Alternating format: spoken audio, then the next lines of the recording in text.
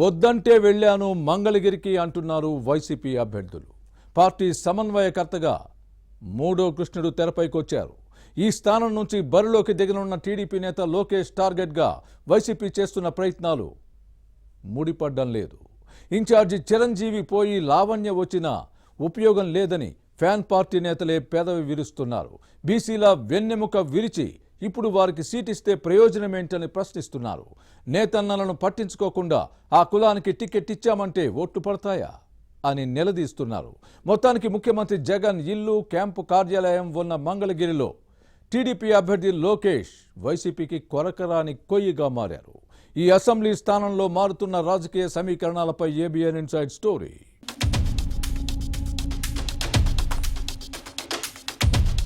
గుంటూరు జిల్లా మంగళగిరి అసెంబ్లీ నియోజకవర్గ అభ్యర్థి ఎంపిక వైసీపీకి పీటముడిగా మారింది. ఇప్పటికే 2 ఇన్ఛార్జీలను మార్చింది, కానీ సెట్ కాలేదు. దీంతో మూడో కృష్ణుడు తెరపైకి వచ్చారు. ఈ స్థానం నుంచి టీడీపీ జాతీయ ప్రధాన కార్యదర్శి లోకేష్ బరిలో దిగనున్నారు. ఈ నేతను ఢీకొట్టే సత్తా ఉన్న అభ్యర్థి దొరక్క ఫ్యాన్ పార్టీ సతమతమవుతోంది. తెలుగుదేశంలో నెంబర్ 2గా ఉన్న టీడీపీ నేతను ఓడించేందుకు తాడేపల్లి ప్యాలెస్ ఎడతెగని మంతనాలు జరుపుతున్నా కొలిక్కి రావటం లేదనే చర్చ సాగుతోంది. లోకేష్ పై పోటీకి అగ్రవర్ణ అభ్యర్థిని తొలగించి బీసీని రంగంలోకి దించామని చెప్పే ప్రయత్నంలో ముఖ్యమంత్రి జగన్ కు సన్నిహితుడైన ఆళ్ల రామకృష్ణారెడ్డిని పార్టీ నాయకత్వం పక్కన పెట్టింది. దీంతో మనస్తాపానికి గురైన ఈ నేత వైసీపీకి రాజీనామా చేశారు. ఆ స్థానంలో టీడీపీ నేతలను విమర్శించి తప్పు చేశానని పశ్చాత్తాపం వ్యక్తం చేయడం అప్పట్లో చర్చనీయాంశంగా మారింది. అలాగే రాజధాని అమరావతి భూ సమీకరణపై కేసులు వేసి పొరపాటు చేశానని ఒకంత ఆవేదన వ్యక్తం చేయడంతో ఆళ్ల రామకృష్ణారెడ్డిలో మార్పు వచ్చిందని భావించారు. ఏపీసీసీ చీఫ్ వైఎస్ షర్మిలకు మద్దతు ప్రకటించి కాంగ్రెస్ కండువా కప్పుకోవడంతో ఈ నేతలో రాజకీయ పరివర్తన వచ్చిందని అందరూ అనుకున్నారు. కానీ హస్తం పార్టీలో చేరిన నెల రోజులకే మళ్లీ తిరుగుటపాలో వైసీపీకి వచ్చి వాలిపోయినా ఇన్ఛార్జిగా అవకాశం దక్కలేదు.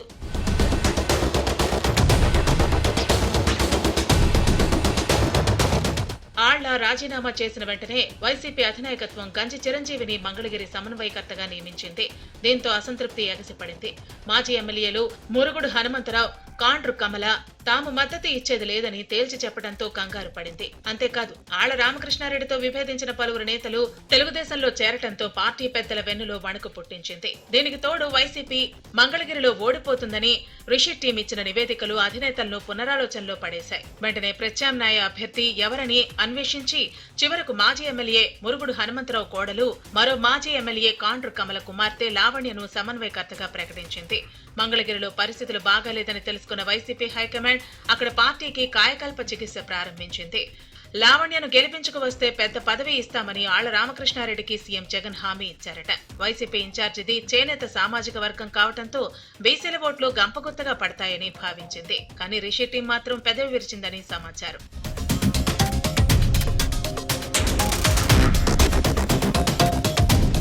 మంగళగిరిలో ఈ 5 సంవత్సరాల్లో నారా లోకేష్ చేపట్టిన అనేక కార్యక్రమాలు ప్రజల్లోకి వెళ్లాయని చెబుతున్నారు. విద్య, వైద్య సేవలు అందించడంతో పాటు చేతి వృత్తుల వారికి ఉపాధికి భరోసా కల్పించింది యువనేత టీం. అనేక మందికి ఆర్థికంగా ఆసరా అందించింది. పని కోసం వచ్చిన వారికి పనిచేసి చూపించి మంచి పేరు తెచ్చుకుంది. దీంతో ప్రత్యర్థి పక్షంలో ఉన్న వారిని కూడా తమ వైపు తిప్పుకునే విధంగా కార్యక్రమాలను అమలు చేసింది. తన కార్యాలయంలో రోజంతా అందుబాటులో ఉండేలా సిబ్బందిని నియమించారు లోకేష్. దీంతో ప్రజల్లో మార్పు వచ్చిందనే టాక్ నడుస్తోంది.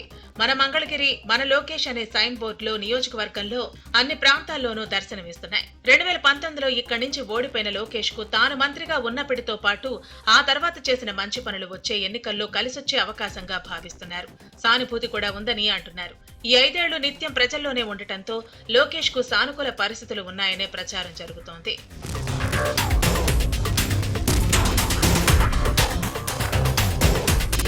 ఇక వైసీపీకి కంచుకోటగా ఉన్న ముఖ్యమంత్రి ఇల్లు ఉన్న తాడేపల్లి మండలంలోని ఆళ్ల రామకృష్ణారెడ్డికి వ్యతిరేకంగా ఒక బలమైన వర్గం పనిచేస్తోందనే ప్రచారం జరుగుతోంది.